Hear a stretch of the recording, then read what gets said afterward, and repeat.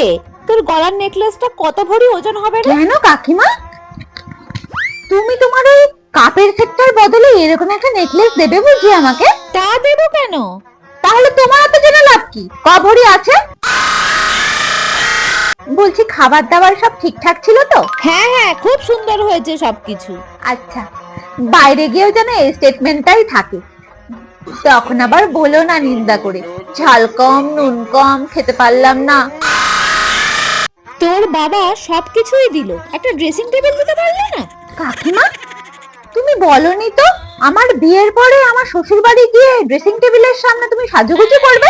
ও মা, এটা কখন বললাম? তাহলে আমার বাবা আমাকে কি দিয়েছে না দিয়েছে এত ইন্টারেস্ট কেন, এত মাথা ব্যথা দেখাচ্ছ কেন তুমি? তোর না গায়ের রং অনেকটা চেপে গেছে, রোগাও হয়ে গেছে। এ মা কাকিমা, তাহলে তো তুমি আসার সময় আমার জন্য একটা ফেয়ার অ্যান্ড লাভলি নিয়ে আসতে পারতে গো, তাহলে সেটা মেখে একটু ফর্সা হয়ে যেতাম। আর আইবুড়ো ভাতটাও তো দিলে না, একবারের জন্য খাওয়ালে যদি একটু মোটা হতাম।